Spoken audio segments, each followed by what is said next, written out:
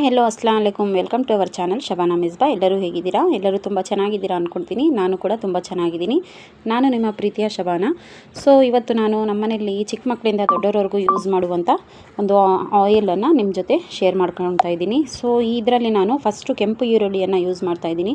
ಕೆಂಪು ಈರುಳ್ಳಿ ಕೂದಲು ಚೆನ್ನಾಗಿ ಬೆಳೆಯಬೇಕಾದರೆ ಈರುಳ್ಳಿ ಎಣ್ಣೆಯನ್ನು ಬಳಸೋದ್ರಿಂದ ಕೂದಲ ಬೆಳವಣಿಗೆ ಮತ್ತು ಪೌಷ್ಟಿಕಾಂಶಗಳಿಂದ ಕೂಡಿರುತ್ತಲ್ಲ ಈ ಒಂದು ಈರುಳ್ಳಿ, ಕೆಂಪು ಈರುಳ್ಳಿ ಕೂದಲು ಉದುರುವುದನ್ನು ಮತ್ತು ಅದು ತುಂಬಾ ಸ್ಲೋ ಮಾಡಿಬಿಡುತ್ತೆ. ಮಾಡ್ತಾ ನಾವು ಯೂಸ್ ಮಾಡ್ದಂಗೆ ಅದು ನಾವು ಹೇರ್ ಲಾಸನ್ನು ಏನು ಜಾಸ್ತಿ ನೋಡ್ತಾ ಇದ್ದೀವಿ ಅದು ಕಮ್ಮಿ ಆಗುತ್ತೆ. ಉತ್ತೇಜಕ ಪ್ರಯೋಜನಗಳಿಗೆ ಹೆಸರುವಾಸಿಯಾಗಿದೆ ಈ ಒಂದು ಕೆಂಪು ಈರುಳ್ಳಿ.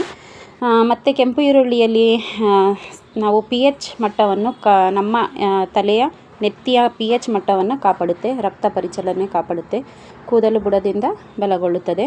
ಸೊ ಅದರ ಜೊತೆ ನಾವು ಕ್ಯಾಸ್ಟರ್ ಆಯಿಲ್, ಸೊ ಅದರ ಜೊತೆಗೆ ಹರಳೆಣ್ಣೆ ಸನಾತನ ಕಾಲದಿಂದ ನಾವು ಯೂಸ್ ಮಾಡ್ಕೊಂಡು ಬಂದಿರೋದು. ಇದರ ಗುಣಗಳು ಹೇಳಬೇಕೇ ಇಲ್ಲ, ಅಷ್ಟು ಒಳ್ಳೆ ಗುಣಗಳು ಹರಳೆಣ್ಣೆ ಹೊಂದಿದೆ.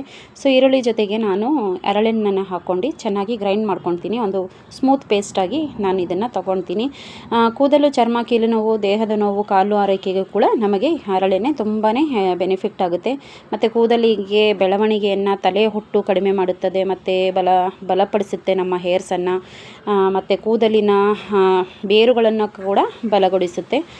ಒಡೆಯುತ್ತಲ್ಲ ನಮ್ಮದು ತುದಿ, ನಮ್ಮ ಕೂದಲಿನ ಒಂದು ತುದಿ ಒಡೆಯುತ್ತಲ್ಲ ಅದನ್ನು ಕೂಡ ಇದು ಮತ್ತು ಸ್ಟಾಪ್ ಮಾಡುತ್ತೆ. ಮತ್ತು ತೇವಾಂಶವನ್ನು ಕಾಪಾಡುತ್ತೆ, ನಮ್ಮ ಒಂದು ಸ್ಕ್ಯಾಲ್ಪಲ್ಲಿ ಒಂದು ತೇವಾಂಶವನ್ನು ಕಾಪಾಡುತ್ತೆ. ಸೊ ಇದನ್ನು ಗ್ರೈಂಡ್ ಮಾಡಿ ನಾನು ತೊಗೊಂಡಿದ್ದೀನಿ ಒಂದು ಪಾತ್ರೆಗೆ. ಸೊ ನೀವು ಲೋಹದ ಒಂದು ಕಡಾಯಿಯನ್ನು ಯೂಸ್ ಮಾಡಿದ್ರೆ ಬೆಸ್ಟ್ ಅನಿಸುತ್ತೆ. ನಾನು ಜಾಸ್ತಿ ಕ್ವಾಂಟಿಟಿಲಿ ಮಾಡ್ತಿರೋದ್ರಿಂದ ಅದಕ್ಕೆ ನಾನು ಇದರಲ್ಲಿ ತೋರಿಸ್ತಾ ಇದ್ದೀನಿ ನಿಮಗೆ. ಅದರ ಜೊತೆಗೆ ವಿಶೇಷವಾಗಿ ಬಾದಾಮಿ ಕಾಯಿನ ನಾವು ಗ್ರೈಂಡ್ ಮಾಡಿ ಹಾಕೋದ್ರಿಂದ ನಮ್ಮ ಚರ್ಮ ಮತ್ತು ಕೂದಲು ಎರಡನ್ನ ನಾವು ಕಾಪಾಡ್ಕೊಳ್ಬೋದು. ಸೊ ಇದು ನಮ್ಮ ಕೂದಲನ್ನು ಹೊಳೆಯುವಂತೆ ಮತ್ತು ಮೃದುವಾಗಿಡಲು ಕಾಪಾಡುತ್ತೆ, ಉದುರುವುದನ್ನು ತಡೆಗಟ್ಟುತ್ತೆ, ಬೆಳವಣಿಗೆಯನ್ನು ಮತ್ತೆ ಇದು ಸ್ಟಾರ್ಟ್ ಮಾಡುತ್ತೆ, ನೆತ್ತಿಯನ್ನು ಆರೋಗ್ಯವಾಗಿಡುತ್ತೆ. ಮತ್ತು ಇದರಲ್ಲಿ ವಿಟಮಿನ್ ಇ ಮತ್ತು ಒಮೆಗಾ 3 ಇರೋದ್ರಿಂದ ಕೊಬ್ಬಿನಾಂಶಗಳು ಕೂದಲಿನ ಬೇರುಗಳನ್ನು ಬಲಪಡಿಸಲು ಸಹಾಯ ಮಾಡುತ್ತದೆ, ಹೊಸ ಕೂದಲಿಗೆ ಬೆಳವಣಿಗೆ ಆಗೋದಕ್ಕೆ ಹೆಲ್ಪ್ ಮಾಡುತ್ತೆ.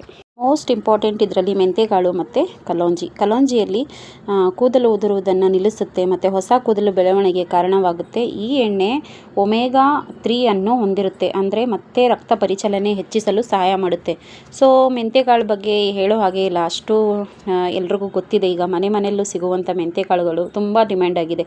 kg 1000 ರೂಪಾಯಿ ಅಂದರೂ ಬಿಡಲ್ಲ, ಅಷ್ಟು ಮೆಂತ್ಯನಲ್ಲಿ ಅಷ್ಟು ಗುಣಗಳಿದೆ. ಸೊ ಕೂದಲು ಉದುರುವುದು ತಡೆಗಟ್ಟುತ್ತೆ, ತಲೆ ಹೊಟ್ಟು, ಸೀಳು ಕೂದಲು ಮತ್ತು ನಮಗೆ ದೇಹಕ್ಕೆ ಒಂದು ತಂಪನ್ನು ನೀಡುತ್ತೆ. ಸೊ ನಾವು ಮೆಂತೆಕಾಳು ಬಗ್ಗೆ ಹೇಳಕ್ಕೆ ನಿಂತ್ಕೊಂಡ್ರೆ ತುಂಬಾ ಟೈಮ್ ಆಗುತ್ತೆ. ಸೊ ನಾನು ಹರಳೆಣ್ಣೆನ ಎಷ್ಟು ತೊಗೊಂಡಿದ್ದೆ, ಕೊಬ್ಬರಿ ಎಣ್ಣೆ ಕೂಡ ಅಷ್ಟೇ ತೊಗೊಂಡಿದ್ದೀನಿ. ತೆಂಗಿನ ಎಣ್ಣೆಯಲ್ಲಿ ಅನೇಕ ಸಾಮಾನ್ಯ ಕಾಯಿಲೆಗಳಿಗೆ ನೈಸರ್ಗಿಕ ಪರಿಹಾರವಾಗಿ ನಾವು ಕಂಡುಕೊಂಡು ಬಂದಿದ್ದೀವಿ.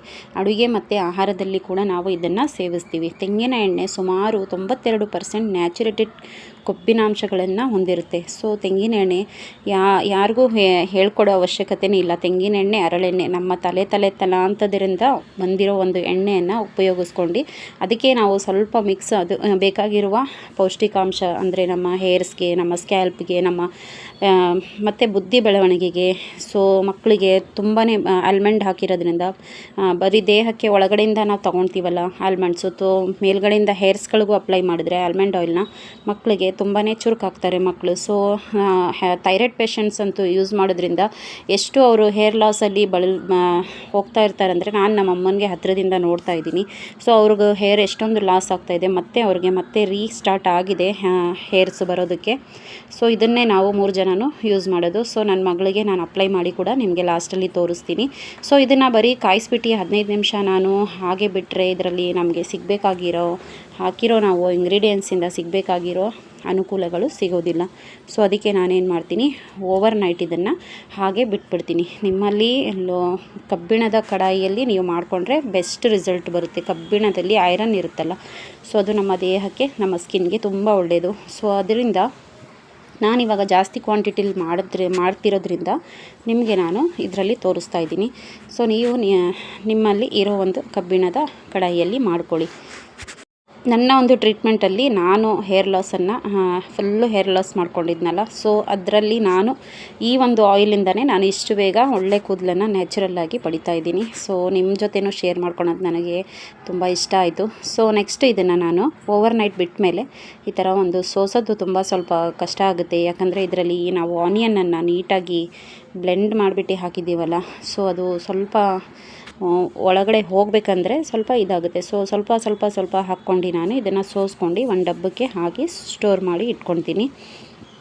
ಏನಾಗುತ್ತೆ ಅಂದರೆ ಈ ಆಯಿಲಲ್ಲಿ ನಾವು ಹಾಕಿರೋ ಇಂಗ್ರೀಡಿಯೆಂಟ್ಸ್ ಎಲ್ಲ ಮಿಕ್ಕೋಗುತ್ತಲ್ವ, ಸೊ ಅದನ್ನು ನಾನೇನು ಮಾಡ್ತೀನಿ, ಮತ್ತೆ ಒಂದು ಸ್ಕ್ರಬ್ ಥರ ಯೂಸ್ ಮಾಡ್ತೀನಿ. ಸೊ ಅದನ್ನು ಪೇಸ್ಟ್ ಮಾಡಿ ಇಟ್ಕೊಂಡು ಅದನ್ನು ವೀಕ್ಲಿ ಒನ್ ಟೈಮು ನಾನು ನನ್ನ ಮಗಳು ಹೇರ್ಸ್ಗೆ ಮತ್ತು ಕೈ ಕಾಲಿಗೆ ನೀಟಾಗಿ ಸ್ಕ್ರಬ್ ಥರ ಯೂಸ್ ಮಾಡ್ತೀವಿ. ಹೇರ್ಸ್ಗೆ ಪ್ಯಾಕ್ ಆಗುತ್ತೆ, ಕೈ ಕಾಲುಗಳಿಗೆ ಸ್ಕ್ರಬ್ ಥರ ನಾವು ಅದನ್ನು ಯೂಸ್ ಮಾಡ್ಬೋದು. ನೀವು ನೋಡ್ತಾ ಇರ್ಬೋದು ನನ್ನ ಮಗಳು ಇನ್ನೂ ಚಿಕ್ಕವಳು, ಅವಳು ಹೇರ್ಸ್ ಎಷ್ಟು ಚೆನ್ನಾಗಿದೆ ಈ ಒಂದು ಆಯಿಲಿಂದ ಅಂತ. ಸೊ ಶೈನಿ ಸಿಲ್ಕಿ ಹೇರ್ಸ್, ಮತ್ತು ಇವಳದು ತುಂಬ ಕರ್ಲಿ ಹೇರ್ ಇತ್ತು, ಅದನ್ನು ಕೂಡ ತುಂಬ ಇಂಪ್ರೂವ್ ಮಾಡಿದೆ. ಕರ್ಲಿ ಹೇರ್ಸಿಂದ ಸಿಲ್ಕಿ ಹೇರ್ ಕೂಡ ಆಗಿದೆ ಇದರಲ್ಲಿ ಇವಳಿಗೆ. ಸೊ ಉದ್ದನೂ ನೋಡ್ಬೋದು ನೀವು. Thank you so much.